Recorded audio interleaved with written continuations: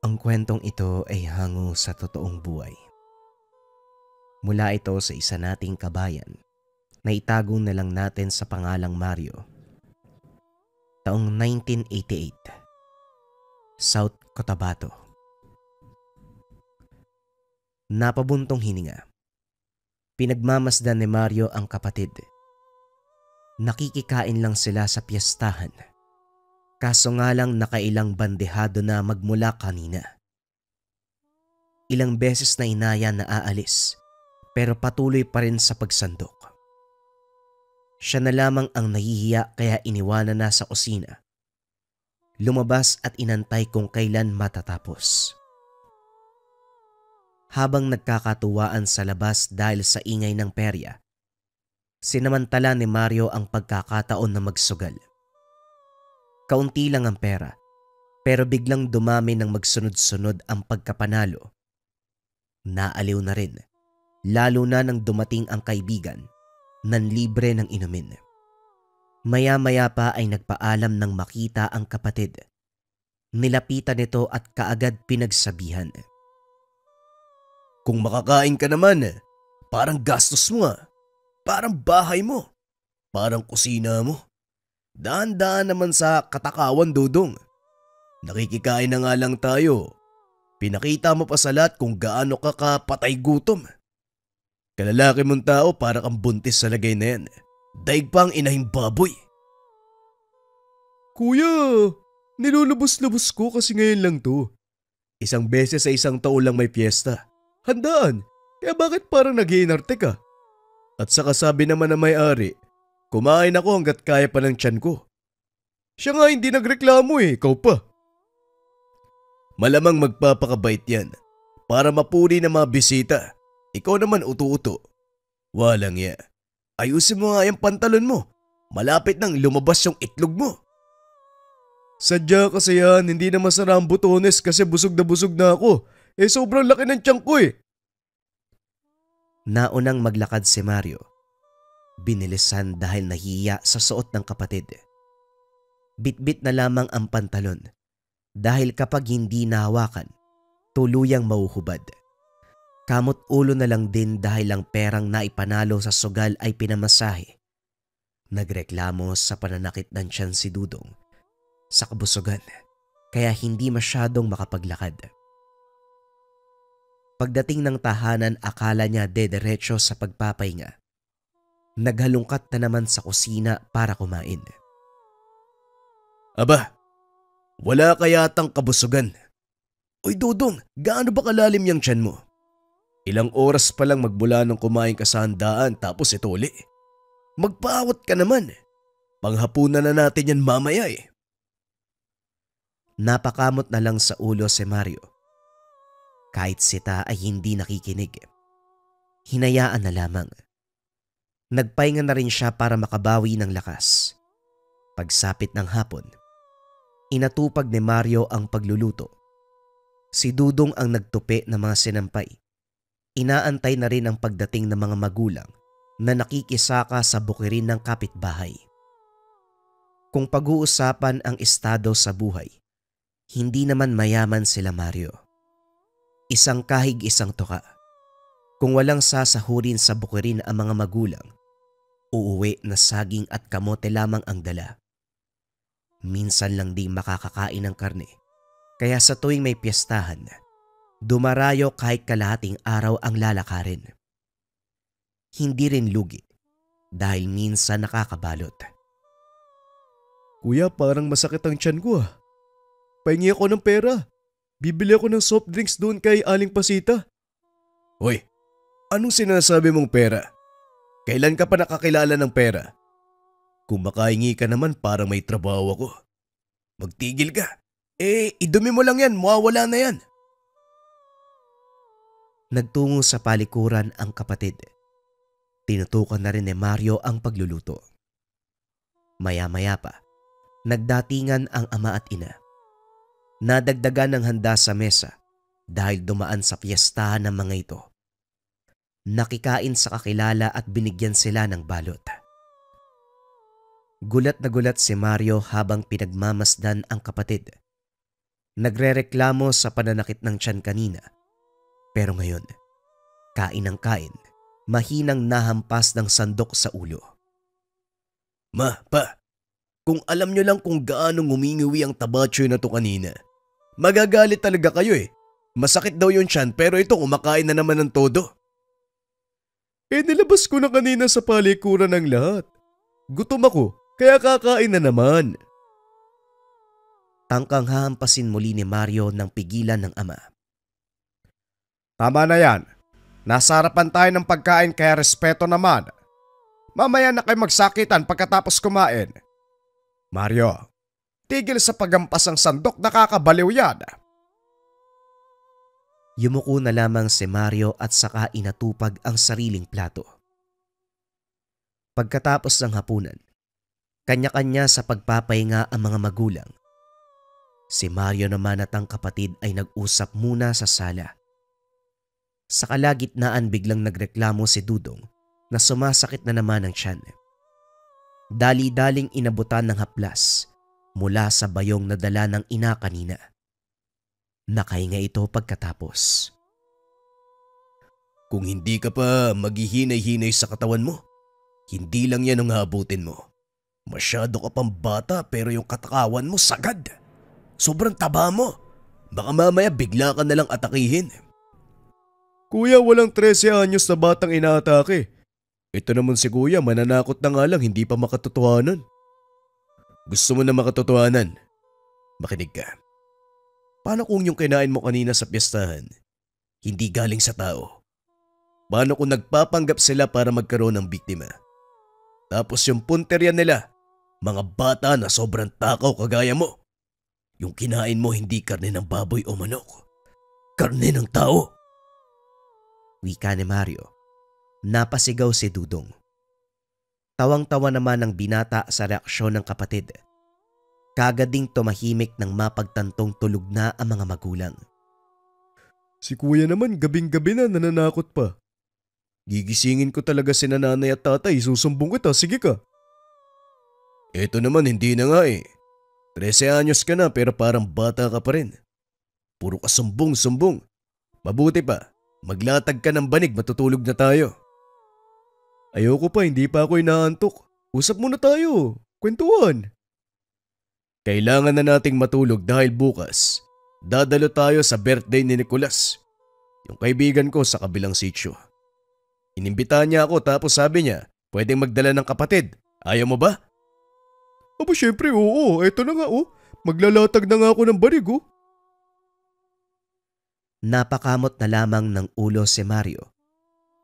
Kapag kainan ng pag-uusapan, masyadong mabilis kausap si Dodong. Matapos itong maglatag ng banig sa papag, nagtabi na ang dalawa sa pagtulog. Kinabukasan maagang bumangon si Mario para tulungan ang ama sa pagsasako ng palay. Si Mang Eliasar ang nautusan ng may-ari ng palayan, kaya para mapabilis ang trabaho tumulong ang binata. Panay naman sa pag-aabang si Dudong kung kailan matatapos dahil tandan-tanda ang sinabing dadaluhang kaarawan. Ano na naman bang sinabi mo sa batang yan? Halos sumayad na sa lupa ang uso. Anong pinangako mo? Ayaw pa kasing matulog kagabi, kaya sinabi ko may birthday na dadaluhan ngayon. Ang totoo wala naman talaga. Ikaw talaga. Alam mo naman yan eh. Kapag kainan hindi makakalimot. Paano yan ngayon? O siya. May kaunting salo-salo sa tahanan ni Mang Salome. Doon ko na lang kaya siya dadalhin. Sasama ka ba? Huwag na hutay. Dadalhin mo na si Dudong, malamang. Malaki na naman ang kain yan tapos dadagdag pa ako. Wala nang matitira sa ibang bisita. Natawa na lamang ang ama. Pagkatapos ng pagsasako, nag-ayos at sinama ang bunso sa handaan ng amo. Si Mang Salome ang may-ari ng malawak na bukiring sinasaka ng karamihan. Mabait ang matanda, mapagbigay, maalaga sa mga trabahador. Bawat okasyon, iniimbitahan ng lahat para sa munting salo-salo. Kinakasabikan ng mga magsasaka ang ganitong imbitasyon dahil hindi lang bigas ang may uuwi, Namimigay din ng kaunting pera, dagdag na rin sa gastusin. May tuturing na biyaya ni Mang Eleazar ang amo dahil lang bigay sa trabaho ang tanging nagsusustento sa pamilya. Kahit gaano pa kahirap at kung minsan naaantala dahil sa sama ng panahon, kumakapit at patuloy na nagseserbisyo. Eleazar, matanong ko lang. Kaninong anak ang batang yan? Napakabibo niyang tignan. Yan ang tipo ng bata na pagkain ng kasiyahan. Wika ni Mang Salome kay Dudong. Nasa sulok ito ng mesa, nilalantakan ang bawat putahing makukuha. Bunso ko po yan, sir. Pasensya na po kung masyadong malakas kumain. Ganyan lang talaga siya simula pagkabata. Uwi na rin po kami maya-maya. Pasensya na po kung makalat. Tugon ni Mang Eleazar. Ay nako, hayaan mo lang siya dyan. Kumakain lang naman ng bata. Walang kaso yan. Sige, doon ka na rin sa kabilang kubo. Nagiinuman at nagkakantahan ng mga kasama mo. Iwanan mo na rito ang bata. Marami namang katulong dito Mababantayan din yan. Magsaya ka dahil ito naman ang punto ng salo-salo. Mahaba ang oras nyo sa pagtatrabaho kaya lubos-lubosin ang pagsasaya. Nag-aalangan man sa pag-iwan kay Dudong, walang nagawa si Mang Eleazar dahil amo na ang nagsabi. Nakihalubilo sa mga kasamahan hanggang sa nawala sa isipan ang anak. Sa kabilang banda, kain lang ng kain si Dodong. Kahit busog ay panay pa rin ang pagsubo. Pinag-uusapan na makatulong. Ilang beses na ring sinita pero ayaw makinig. Hinayaan na lamang ito.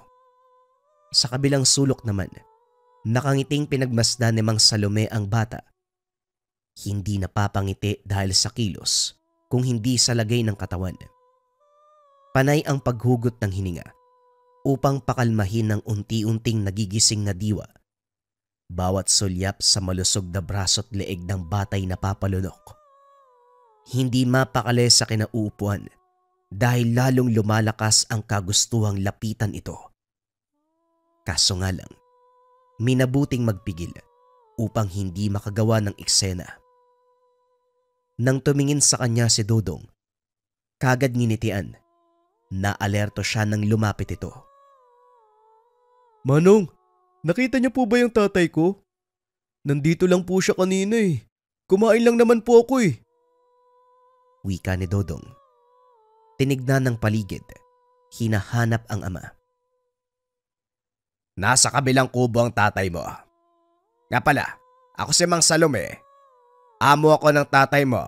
Ikaw, anong pangalan mo? Dudong po ang pangalan ko. Saan po ba ang kubo? Pupuntahan ko si tatay. Paano kung kumain ka na lang ng kumain? Marami pa ako dito. Naroon sa loob, gusto mo? Lumiwanag ang mukha ni Dudong. Dali-daling sumunod sa matanda. Pagkapwesto nito sa kusina, binagsakan kagad ng iba't ibang putahe. Tuwang-tuwa naman si Mang Salome ng sunod-sunod ang pagsubo nito. Huminga ng malalim, sabay silay ng makahulugang ngiti sa labi. Pinapanood hanggang sa matapos sa pagkain. Hinatid ang bata sa kabilang kubo na parang walang nangyari. Lumipas ang oras at sumapit ang madaling araw. Dito lang natigil ang kasiyahan. Sa pagdaan ng buwan, nagpaalam si Mang Salome sa mga trabahador. Uuwi raw ito ng Bacolod upang pangalagaan ang lupain at negosyo. Ang sakahan sa lugar ay benenta. Iba na ang may-ari. Patuloy pa rin naman ang pagsasaka pero iba ang mga ngalaga. Nalungkot ang lahat dahil napamahal na rin sa matanda. Kaso kinakailangang tanggapin ang katotohanan. Bilang pasasalamat sa kanilang serbisyo, binigyan ng sako-sakong bigas at salapi, nakakasya sa panggastos sa loob ng isang buwan. Sa kabilang banda, hindi maunawaan ni Mario ang nangyari sa kapatid. Panay ang reklamo ng masakit ang tiyan. Minsan na ring nagsabi na may gustong isuka pero ayaw lumabas. Hindi mailarawan ng maayos kung kaya't wala ring ideya kung ano. Bukod pa riyan, may pagkakataon na takot sa tubig. Ayaw sa pagkain na may asin. Hindi nakakatagal sa loob ng simbahan. At higit sa lahat, biglang nagigising sa kalagitnaan ng gabi. Nakikita itong tulala. Bagyang mapula ang mga mata. Habang kinakalmot ang mga bagay-bagay. Hindi rin magawang sabihin sa mga magulang dahil natatakot.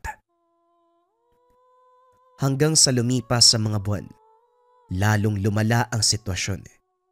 Hindi na nakikilala ang kapatid, lalo na kung susumpungin sa hating gabi. Biglang mananakal, mananakit. Masaklap pa ay nawawala. Umuuwi na lang na duguan ang katawan.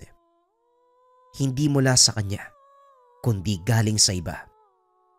Kapag tatanungin ay walang maaalala. Hindi ko po talaga alam. Basta kumain lang po ko. Masarap po kapag sariwa. Napalanok si Mario kapag ganito ang maririnig sa kapatid. Mababanaag sa mga mata nito ang kakaibang katauhan, bagay na kinakatakot niya. Hanggang ngayon, wala pang alam ang mga magulang dahil pinadala ng bagong amo sa Bukirin sa kabilang bayan upang doon magsaka. Umuuwi ito 1 o 2 beses kada buwan. Nung huli ay hindi nakapagsalita si Mario. At ngayon, pinagmamasdan ang maimbing na natutulog na si Dudong. Malalim na ang gabi. Eto na naman siya. Nangangamba sa posibleng mangyari. Ilang araw nang walang maayos na tulog dahil sa pagbabantay. Kung minsan para maiwasan, tinatali si Dudong. Pikit mata na lamang siya kapag ganitong sitwasyon dahil sa awa. Makaraan ng ilang sandali, nagulat si Mario nang biglang bumangon ang kapatid. Hindi na sumasagot kapag tinatanong. Kagad din siyang sinugod at sinakal.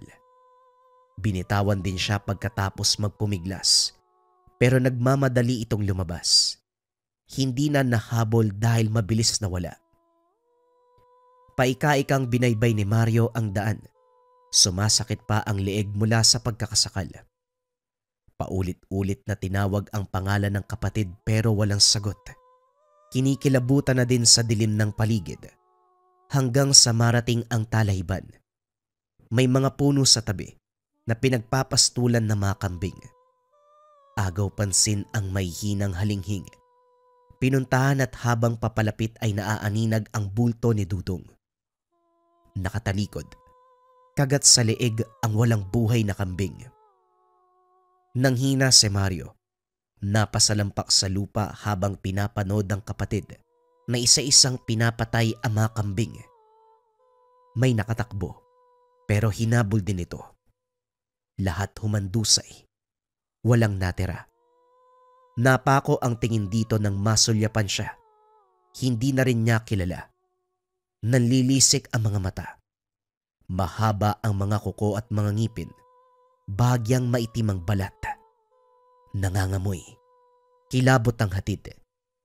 Hindi siya pinansin. Kumaripas patungo sa kabilang direksyon. Ilang sandaling natigilan si Mario nang matauhan dali-daling umuwi ng tahanan. Naabutan sa pintuan si Dudong. Tulala, duguan.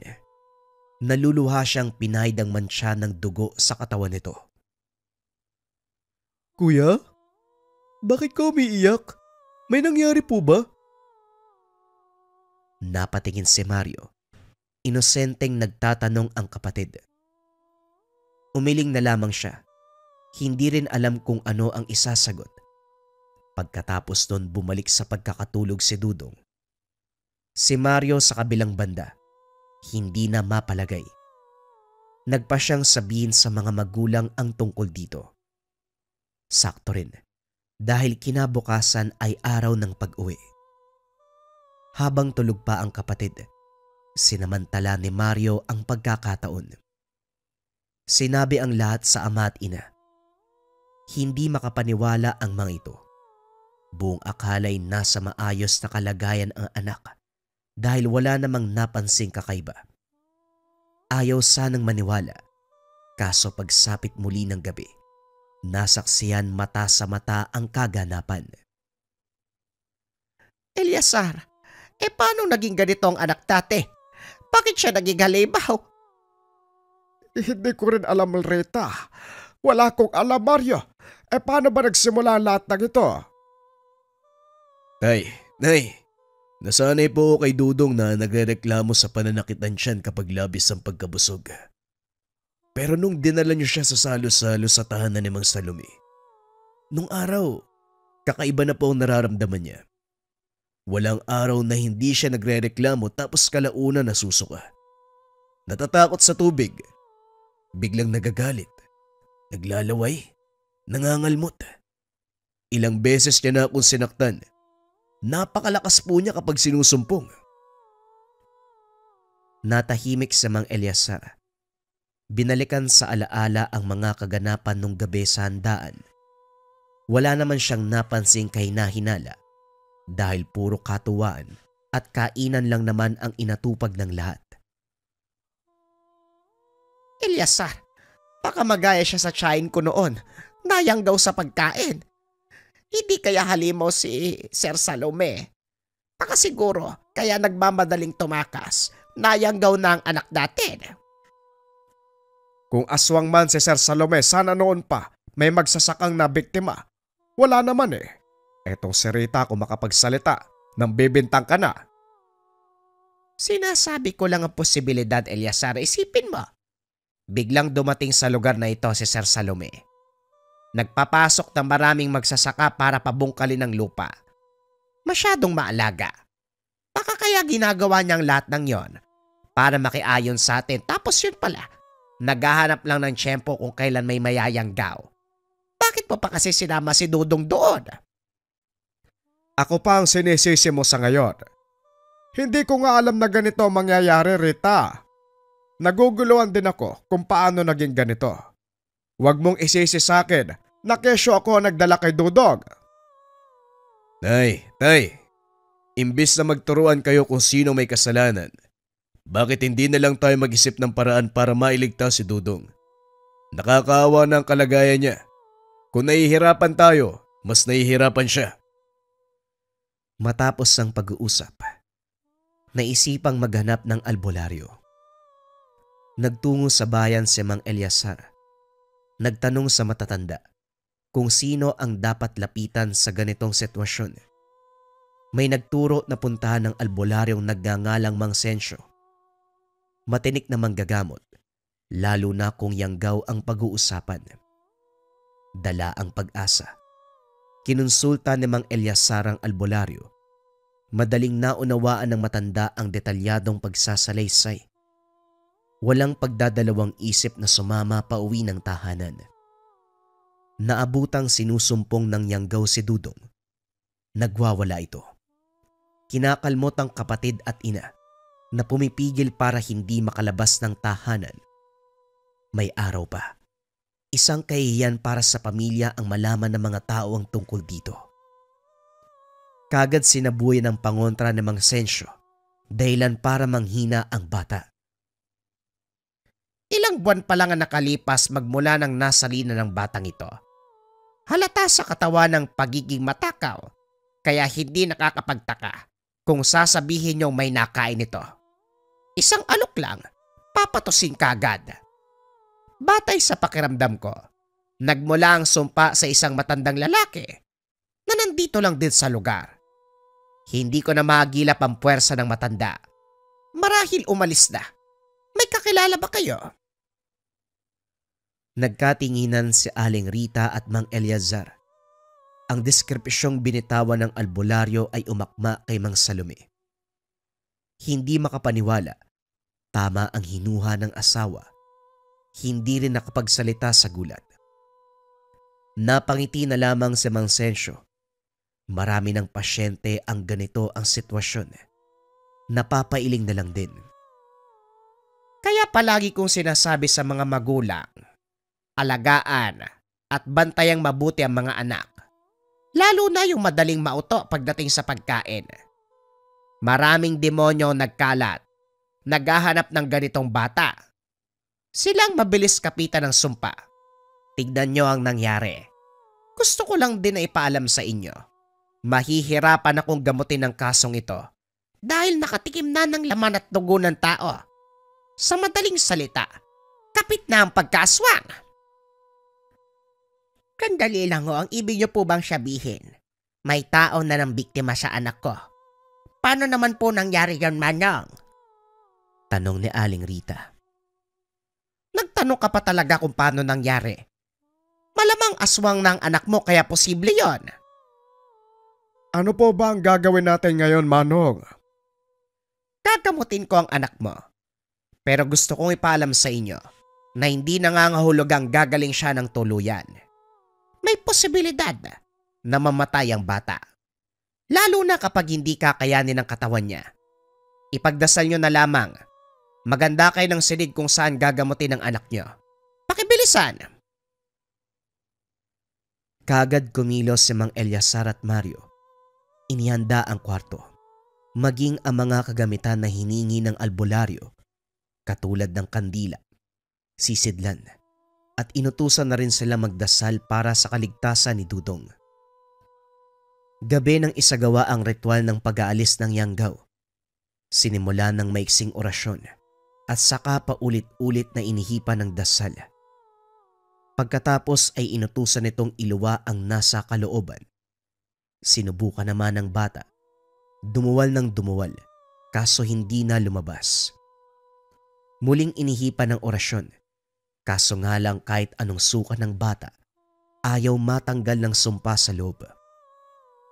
Pinainom ng sagradong tubig na may halong lana at iilang pangontra. Kaso nga lang hindi pa rin. Sinubukang gamitan ng tanson latigo na may isang dangkal. Isinabay ang paghampas sa pagduwal, kaso nga lang wala pa ring nangyari. Napabuntong hininga si Mang Sensyo. Ito ang unang beses na nagkaroon ng pasyente na mahirap palabasin ng sumpa. Lagpas na tayo sa oras. May sinusunod din akong patakaran, kaya sa susunod na araw uli, Biyernes, iiwanan ko na lang kayo ng pangontra para kung sakaling sumpungin ng bata maagapan kagad. Babalik ako sa susunod na araw. Manong, paano kung dito na lang po kayo matulog? Ihanda ko lang po kayo ng kwarto. Natatakot po ko na baka kapag wala kayo, lumala ang kalagayan ng anak ko. Iho, kung ganyan man, mapapabayaan ko ang gawain sa tahanan. Hindi lang sa panggagamot umiikot ang buhay ko. Marami akong inaatupag. Huwag kayong mag-alala. Pinainom ko ng pangontra si Dodong. Kung umandar man ang pagkayanggaw, hindi na gaanong mahihirapan. Basta ipainom o isaboy sa ulo ang binigay ko sa inyo kapag susumpungin. Papalik naman ako eh. Etong tali rin pala. Merong basbas yan. Kaya kung pakiramdam nyong magwawala na ang bata, talian ka agad. Pinalipas ng pamilya ang mga araw. Lalong nangamba dahil lumalakas ng husto si Dudong. Malaking tulong ang tali na iniwanan ng manggagamot. Kaso nga lang hindi maiwasang kabahan kapag oras na dahil parang mapipigtas. Sa kabutiang palad, hanggang pagpapalit anyo lamang ang bata, kagad sasabuyan ng pangontra, ayaw inumin. Pagsapit ng araw nang magbalik si Mang Sensyo, kagad sinimula ng ritual. Walang tigil sa pagsambit ng orasyon. Pagkatapos ay sinasabayan ng may hinang kumpas ng latigong tanso. Sa kabutiang palad, nailuwa na rin ang sumpa sa wakas. Mangiyak-ngiyak si Dudong habang hinahagod ang dibdib. Aniya, masyadong masakit mula sa tiyan hanggang lalamunan. Unti-unti na rin nanumbalik sa wisyo ang pag-iisip. Nagtatanong kung ano ang nangyari. Ang huling naaalala, yung mga araw na wala pang iniinda. Sa kabila nito, patuloy pa rin sa pag-iwan ng gamot si Mang Sensyo. Naninigurado ang albularyo. Ito naman ang pinainom kay Dudong araw-araw hanggang sa maubos ang laman ng bote. Sa paglipas ng mga buwan, sa kabutiang palad tuluyang gumaling ang bata. Sa lahat na nangyari si Mario ang labis na natuto.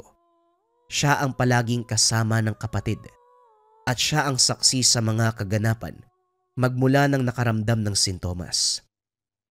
Naisip ng binata na kung sinabi kaagad sa mga magulang, malaki ang tsansa na magamot kaagad ang kapatid.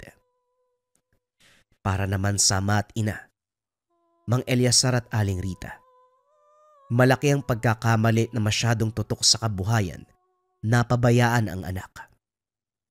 Walang ibang sinisisi ang mga ito kung hindi ang kanilang mga sarili dahil bali-balik ta rin man ang mundo. Kargo ng magulang ang mangyayari sa anak. Nagkulang sila sa paalala, nagkulang sa paggabay. Para naman sa 13 anyos na si Dudong, unti-unting nabawasan ang timbang, dahan-dahan sa pagkain, kung minsan pa'y natatakot dahil baka may sumpa na makain. Maigpit na itinago ng pamilya ni Dudong ang tungkol sa katotohanan. Nakatikim na ito ng dugo ng tao. Hindi man malinaw kung sino ang nambiktima, pero iniwasan na lamang banggitin upang hindi na maalala ng pamilya ang masakit na bangungot ng nakaraan. Ang tanging binaon nila, ang lahat ng natutunan, nang minsang mayanggaw si Dudong nang dahil sa katakawan. O mga kabayan, sinong matakaw sa inyo? Ingat kayo. Anyways, bagong kwento ang kasunod. Simulan na ang storya. Ang kwentong ito ay hango sa totoong buhay. Mula ito sa isa nating kabayan na itago na lang natin sa pangalang Andres. Taong 1973. Laguna. Sa isang baryo sa gilid ng kagubatan sa bayan ng Magdalena, tahimik ang mga gabi. Madilim ang paligid. Walang kuryente sa karamihan ng bahay. Lampara lang ang nagsisilbing ilaw sa gabi. Nasa kalagitnaan ng tag-ulan noon, kaya madalas ang putik sa daan at ang mga gabi malalamig, mabigat ang hangin. Si Andres, 17 taong gulang, nag-iisang anak ni Mang Tomas. 5 taon nang patay ang ina. 2 taon pa lang ang nakalipas mula nang mawala ang kanyang nakababatang kapatid na si Pedro. Isang gabi, bigla na lang itong nawala habang naglalaro sa likod ng bahay. Hanggang ngayon, wala pa ring nakakaalam kung saan ito napunta. May mga gabi, hindi dinadalaw si Andres ng antok. May naririnig siyang tinig mula sa kagubatan. Hindi sigaw, hindi rin bulong.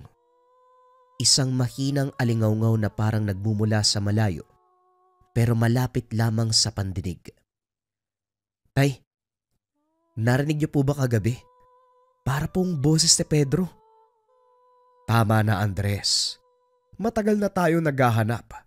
Kung nasaan man ang kapatid mo, ipagdasal na lang natin siya.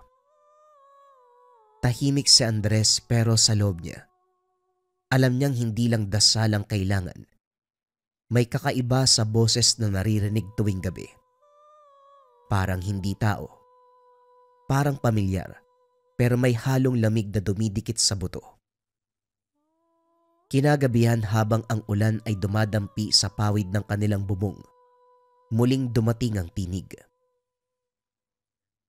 Andres! Andres, halika! Hindi makagalaw sa kama, nanigas ang mga daliri. Hindi lang basta tinig, parang boses ni Pedro. Pero basag, sirang plaka na paulit-ulit. Kinabukasan dumaan siya sa bahay ni Lola Sayon, ang matandang alam ng lahat na may alam sa mga kababalagan. Nakatira ito sa dulo ng baryo, malapit sa masukal na bahagi ng kagubatan. Lola Sayon, may gusto po akong itanong. Ayos lang po ba? Naririnig mo na ano? Matagal na yung boses na yan, Andres. Hindi mo kapatid yan. Pero kapareho niya po, Lola. Si Pedro po ang tumatawag. Ang yawa, kayang gayahin ng boses ng mga mahal mo. Kapag sinagot mo yan, dadalhin ka rin kung saan dinala si Pedro. Po? Yawa? Ang yawa ay hindi nilalang na basta mong makikita. Andres, isa siyang anino na sumusunod sa takot at boses na ginagaya ang iniiyakan mo. Hindi lagi may sungay o matulis na kuko. Minsan, tinig siya ng kapatid mong nawawala, ng batang iniwan, ng kasalanang ayaw mong aminin. Hindi niya kailangan ng katawan mo. Ang kailangan niya ay paniniwala mo. Nanlamig ang pakiramdam ni Andres. Hindi pa rin makapaniwala. Yawa, totoo ba ito? Pero gabi-gabi lumalakas ang boses. Lumalapit sa kanya. Isang gabi habang nagsasara ng bintana ng kanilang kubo, biglang may dumungaw mula sa dilim ng gubat. Isang aninong parang tao, pero hindi gumagalaw gaya ng normal. Parang dumudula sa hangin. Andres, Kuya, tulungan mo ko. Sumisinghap si Andres. Boses talaga ni Pedro. Ngunit sa liwanag ng kidlat, nakita na wala itong paa. Nakatayo sa ere at nakabitin ang ulo. Ang mga mata, itim na walang puti. Kumidlat muli. Sa isang iglap na aninag ni Andres ang buong anyo ng nilalang sa labas. Mula ulo hanggang bewang. Mukha ito ni Pedro. Suot pa ang lumang gamit na madalas isuot ng kapatid tuwing gabi. Pero mula bewang pababa, wala nang laman. Parang usok na unti-unting humahalo sa dilim ng gabi. Pedro? Pedro? Ikaw ba yan? Hindi gumalaw ang nilalang. Nakatitig lang ito kay Andres. Nakangiti. Pero ang ngiti na ito ay hindi na ng isang bata, kung hindi isang nilalang na may alam sa takot ng tao. Mabagal nitong inangat ang kamay at tinuro si Andres. Halika na, Kuya. Malamig dito. Gusto ko nang umuwi. Muling kinalibutan si Andres. Naramdaman na parang may humihila sa kanya mula sa loob. Sa kabila ng malamig na hangin, bumubulwak ang pawis sa kanyang batok. Pilit na sinarado ang bintana, ngunit tila mabigat ito sa kanyang mga kamay. Dahil sa kaba, napaatras patungo sa pintuan ng kanyang silid. Ngunit kahit patras na siya, nakatitig pa rin sa nilalang. Hindi ito kumukurap. Hindi rin nawawala ang pagkatingin. Dito ko natulog kagabi, Kuya. Sa ilalim ng kama mo. Napatigil si Andres. Parang nabingi ang paligid. Kahit ang tunog ng ulan ay tila nawala sa kanyang pandinig. Ang mundo ay lumiliit. At ang tinig lang ng nilalang ang naririnig niya. Biglang bumukas ang pintuan sa likuran. Napasigaw siya sa gulat. Akala na ang nilalang ang pumasok. Pero si Mang Tomas ito at may dalang lampara. Hoy Andres, ano bang sinisigaw mo dyan? Ano tinitignan mo? Paglingon ni Andres pabalik sa bintana, wala na ang nilalang.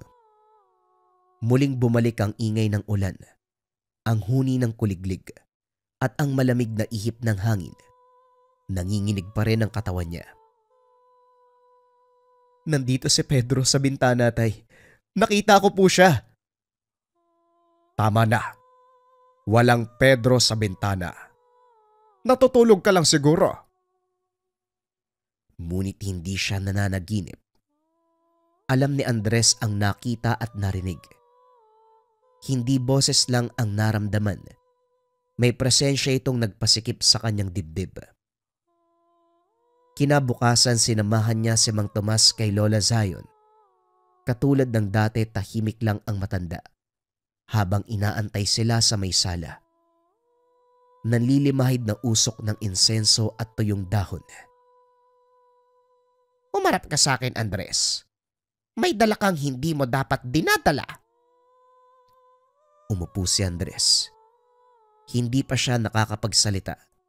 Kinuha na ni Lola Zion ang isang lumang salamin. Pinaharap ito kay Andres. Sa likod ng kanyang refleksyon, may aninong nakasilip sa bintana ng kanyang alaala.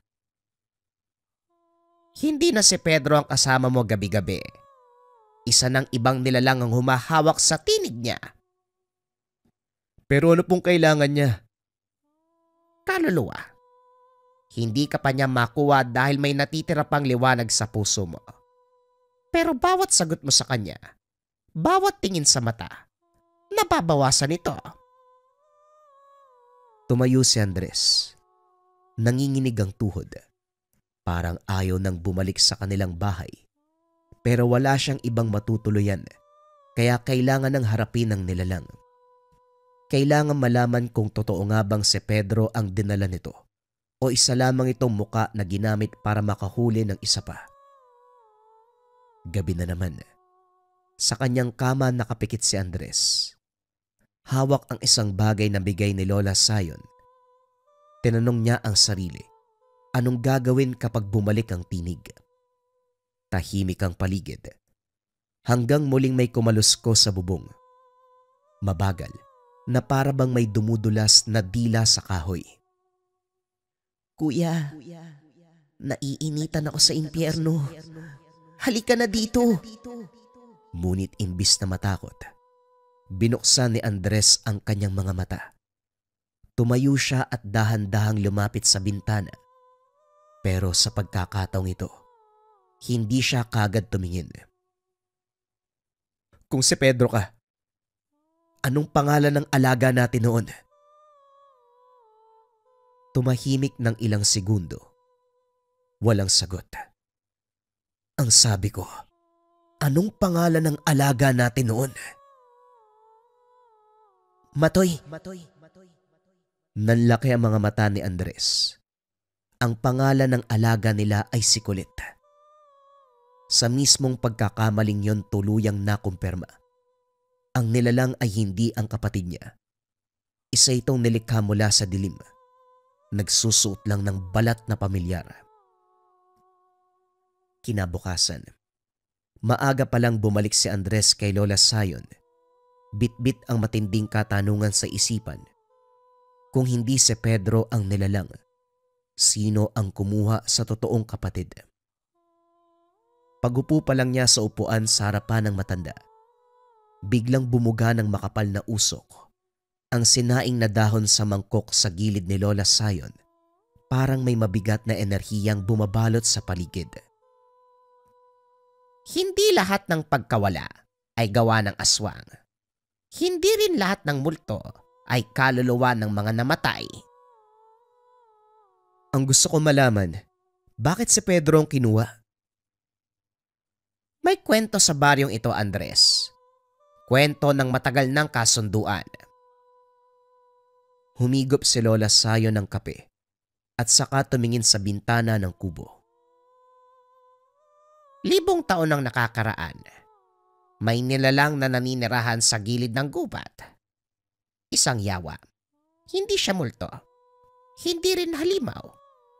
Isang nilalang na nabubuhay sa takot at lungkot ng tao. Taga-ibang mundo. Tinatawag ng mga matatanda, manlilinlang ng dilim. Yung mga kwento po ng matatanda? Yung masamang nilalang sa ilalim ng lupa? Oo. Siya ang pinagmulan noon. Bawat 3 dekada, kailangan may isang bata mula sa baryo ang kunin bilang alay. Kapalit nito tahimik ang alon.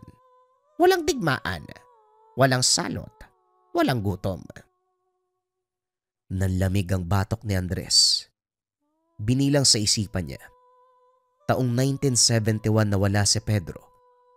29 na taon mula ng 1942, taon ng digmaan. Ng mga nasunog na bahay sa kanilang baryo, ng mga batang nawala na lang bigla. Hindi ko alam to ah. Bakit walang nagsabi? Dahil nakalimutan na ng karamihan. Namatay na ang mga nakakaalam. Ako na lang ang natitirang saksi. Akala ko noon tapos na ang kasunduan, pero sa panaginip ko, dumating siya muli. May mata. Walang muka. Ang sabi niya kukunin ang dapat kunin. Ibig sabihin totoo talaga.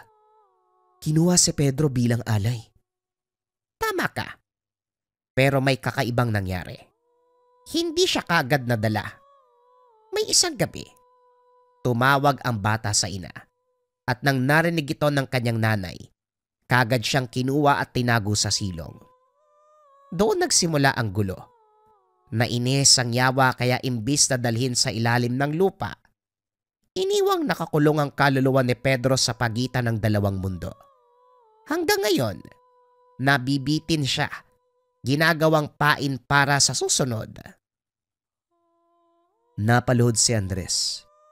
Parang kinuyom ang kanyang dibdib. Lahat ng taon na naghanap sila, lahat ng panalangin, lahat ng pag-asa, totoo palang may tumulak sa kapalaran ng kapatid na wala siyang kalam-alam. Pero pwede pa bang maligtas si Pedro?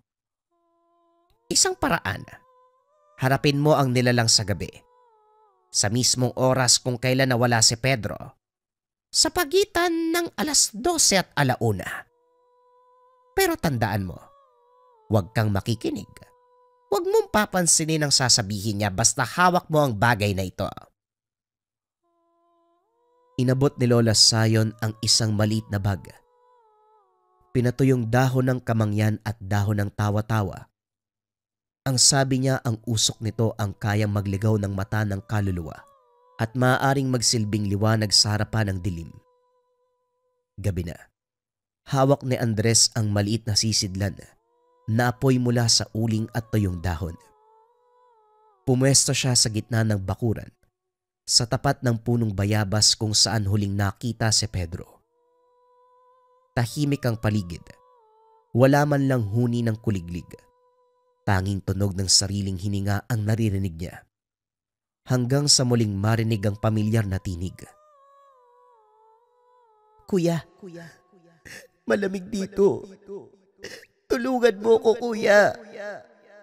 Nanginginig ang kanyang tuhod, pero matatag ang hawak sa sisidlan ng usok. Tumutulo ang pawis sa noo. Isang aninong lumitaw sa ilalim ng puno. Pamilyar ang muka. Suot ang puting damit. Hubad ang paa. Hindi kita susundin. Hindi kita papakinggan. Hindi mo ba ako mahal, kuya? Iiwan mo ba ako dito? Sumiklab ang apoy sa uling. Kumalat ang amoy ng nasusunog na kamangyan. Biglang napatras ang anino. Nagbago ang anyo nito. Mula sa inosenteng muka ng kapatid, naging isang muka na walang laman. Isang bunganga lang na bukas. Walang mata. Wala ring ilong. Isa na lang, Andres. Isa na lang ang kailangan ko. Halika. Bumuga ng makapal na usok ang sisidlan. Napaigik ang nilalang. Parang nauupos na kandila ang katawan nito. Kumalat ang usok ng kamangyan at kumapit sa nilalang. Hanggang sa isang iglap ay nawala ito. Walang boses. Walang aninong naiwan. Tahimik na muli ang gabi. Lumuhod si Andres sa tabi ng puno. Wala siyang luha pero mabigat ang dibdib. Sa hangin ay tila may malamig na bulong. Salamat, kuya. Alas 10 ng gabi, madilim ang paligid.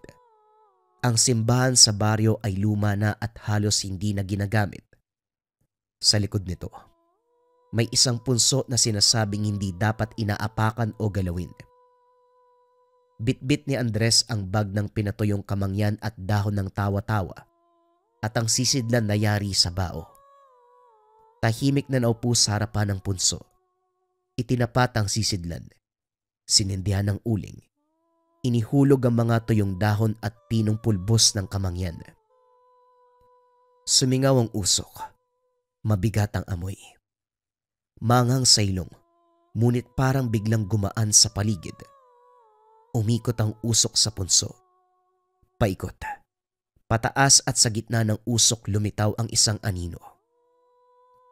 Unay mata lamang, sunod ay buhok. Hanggang sa mabuo ang anyo ng batang si Pedro. Maputla, parang walang kulay, pero payapa ang muka. Kuya? Pedro, ikaw ba talaga yan? Hindi ko alam kung nasaan ako, kuya. May liwanag pero malamig eh. May tinig na tumatawag, ang sabi niya doon daw ako dumaan, pero wala akong makita. Huwag kang susunod. Huwag kang aalis. Dito ka lang. Gusto ko nang umuwi, kuya. Tumulo ang luha ni Andres. Inabot ang anino ng kapatid. Pero parang usok itong dumula sa kanyang palad. Walang mahawakan at wala ding init o bigat. Puro alaala. Biglang gumalaw ang lupa. Ang punso ay parang nilamon ng sarili nitong anino. May singaw na mainit ang sumisigaw mula sa ilalim. Kasabay nito, naamoy ni Andres ang matagal niya nang hindi naaamoy. Ang amoy ng sunog na karne. Mabangis. Mabigat.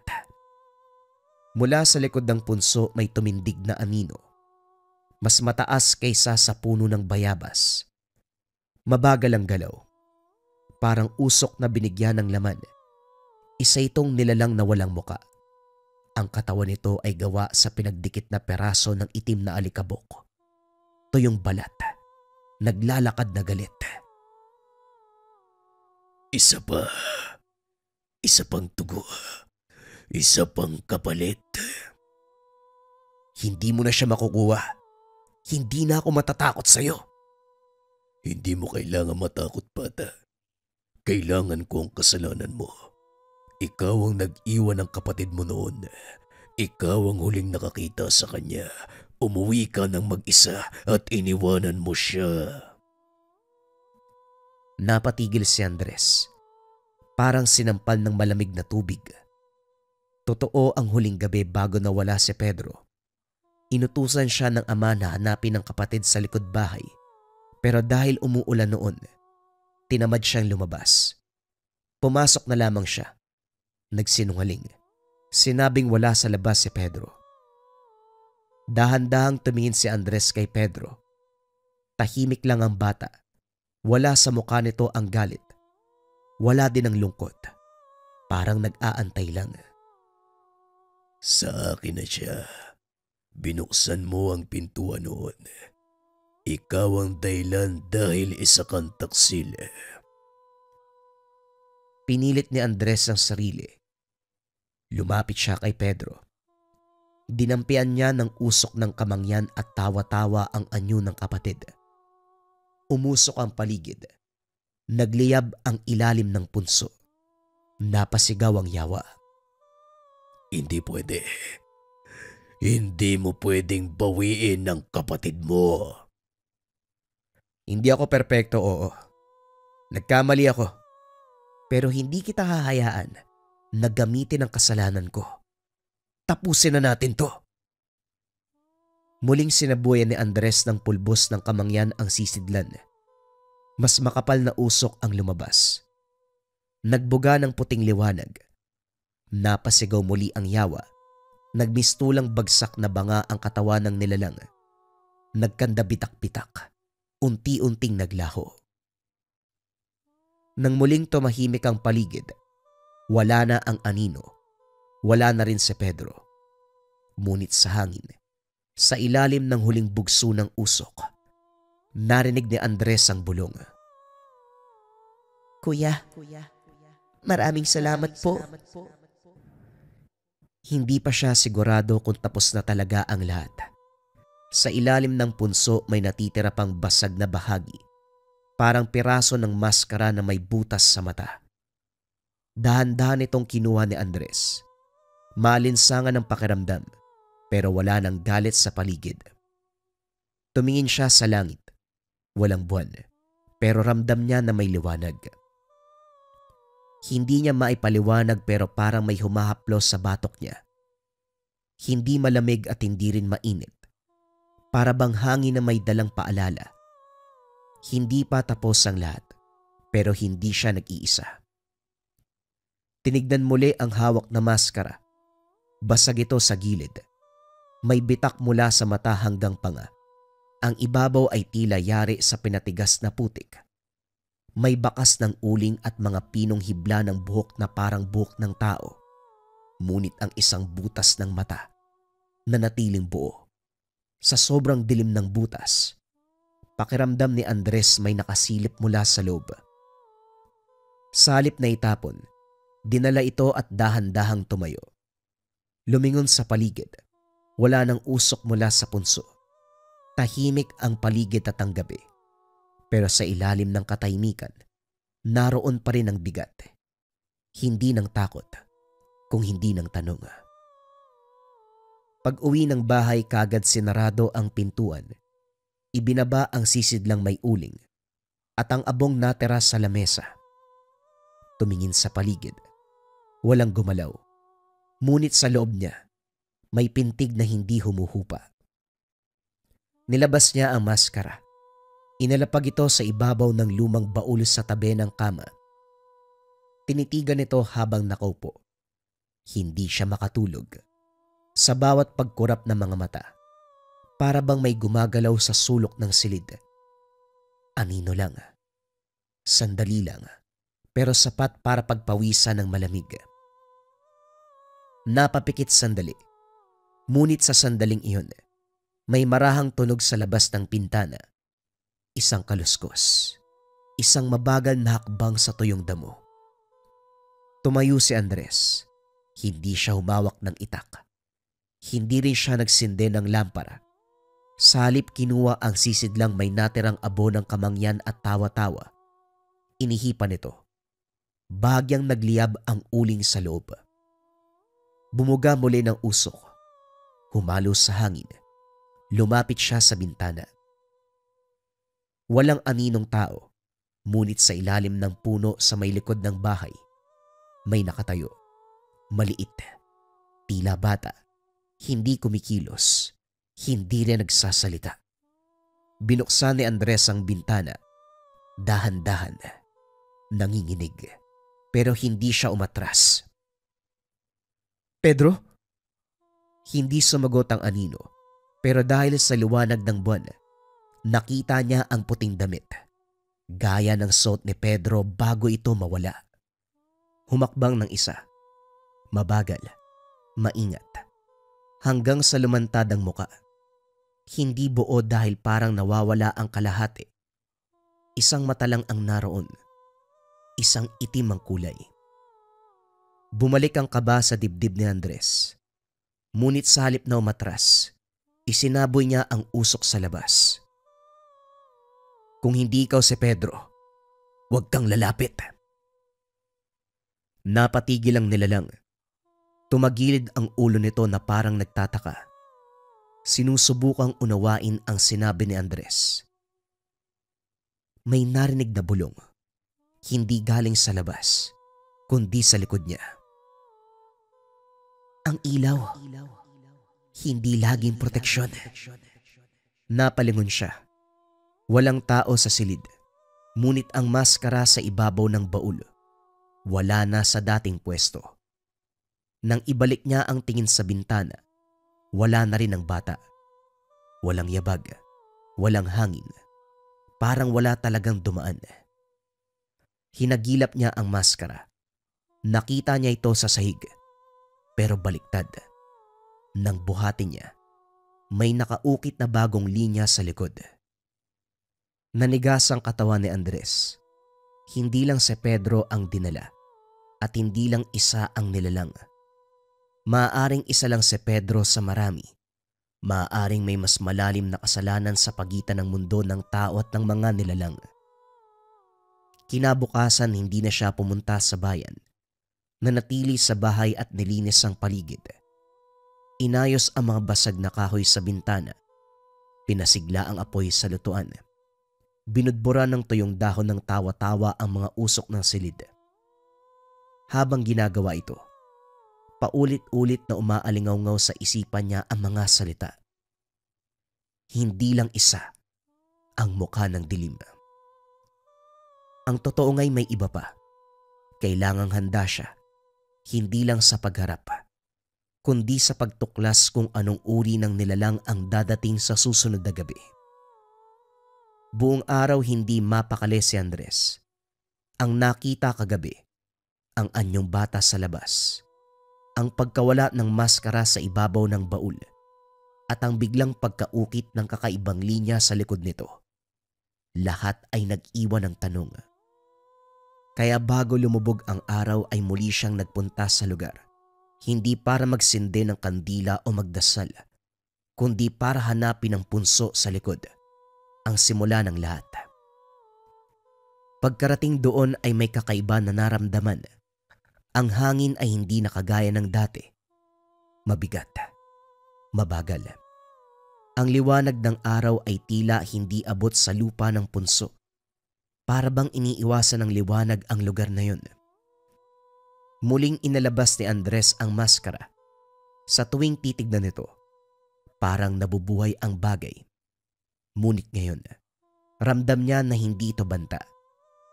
Inilagay ang maskara sa gitna ng punso at pumikit. Hinayaan ang sarili na maramdaman ng paligid, ang hangin, at kung anumang presensya ang hindi nakikita ng mata. Sa katahimikan sa gitna ng mainit na lupa, may tinig na lumitaw. Mahina, basag pero pamilyar. "Kuya!" Napamulat si Andres. Nariyan na naman, pero iba ang boses. Wala nang panlilinlang, wala nang halong kadiliman. Pedro, nasan ka? "Hindi ako umalis, kuya. Pero hindi na ako buo. Hindi ako dinala ng yawa para kainin. Dinala ako para maging pinto." "Pinto?" "May mga nilalang na hindi makatawid sa mundo ng tao kung walang daanan. At ako ang ginamit niya." Napatigil si Andres. Nanigas ang dibdib. Si Pedro ay naging instrumento. Ginawang lagusan ng mga nilalang na nasa kabilang mundo. "Hindi ko ginusto pero pinilit nila ako eh. Yung bawat gabi na tumatawag ako sa'yo, hindi ako yun. May parte sa akin na sinusubukang tumakas. Kaya ako nagpakita." Bakit ngayon mo lang sinabi sa akin? "Dahil ngayon ko lang din namalayan eh." Malaya ka na ba ngayon? "Kalahati, kuya. Pero may isang bahagi sa akin na nahulog eh. Nasama sa mundo ng dilim. Hindi ko na siya maibabalik pa." Tumulo ang luha ni Andres. Napaload siya sa tabi ng punso. Pilit niyang hinahanap kung saang lupa na ilibing ang kabuuan ng kapatid. Hindi na ba kita pwedeng iligtas? "Hindi ako tuluyang nawala. Hanggat naaalala mo ko, buhay pa din ako sa loob mo." Sa sandaling iyon, biglang lumamig ang paligid. Umihip ang hangin, pero hindi mapanganib. Salip ay parang yakap ng matagal nang nawala. Bumalik ang kanyang isipan sa gabing nawawala si Pedro, kung saan tinamad siyang lumabas at hanapin ito. 2 hakbang sana, 3 tawag sana, 1 sulyap lang sana, pero hindi niya ginawa. Patawad, Pedro. Kung naging mas matapang lang sana ako noon, hindi mangyayari yan. "Hindi mo kasalanan, kuya. Nakatadhana ang lahat." Bumangon si Andres at kinuha ang maskara. Tinignan sa huling pagkakataon at sa gilid nito kusang lumitaw ang isang guhit, isang mata na nakapikit. Sabay sa pagsara ng mata ng maskara, may nakita si Andres na anyo sa langit. Isang kumpol ng liwanag na hugis batang nakatingin sa kanya. At sa isang iglap, naglaho sa gitna ng araw. Ilang minutong lumipas, tahimik na ang gabi. Wala nang yabag, wala nang anino, wala nang kaluskos sa bubong. Sa bawat pagsindi ni Andres ng lampara tuwing gabi, inilalagay ang maskara sa tabi. Hindi bilang paalala ng takot, kundi bilang alay sa isang batang ginamit, dinaig, pero hindi kailanman lubos na naglaho. Minsan tinitignan niya ang maskara sa tabi ng lampara. Isa lang ang butas at hindi ito tumitingin pabalik. Doon niya naisip na ang maskara ay walang sariling mata, pero may butas para sa mata ng tumitingin. Ang takot, ang alaala, ang pagkatao na tayo ang nagbibigay ng anyo sa mga ito. Depende sa kung paano natin hinaharap ang kadiliman. At sa mga gabing walang buwan, doon niya nakikita ang pinakamalinaw ang liwanag. At kung sakaling dumating ang gabi, na muling bumalik ang dilim, alam niya kung paano ito sasalubungin. Hindi sa pamamagitan ng galit, hindi sa pamamagitan ng takot, kundi gamit ang tapang at alaala ng isang kapatid na minsang biniktima at ginamit ng mga masasamang elemento at nilalang bilang lantawan patungo sa kabilang dimensyon.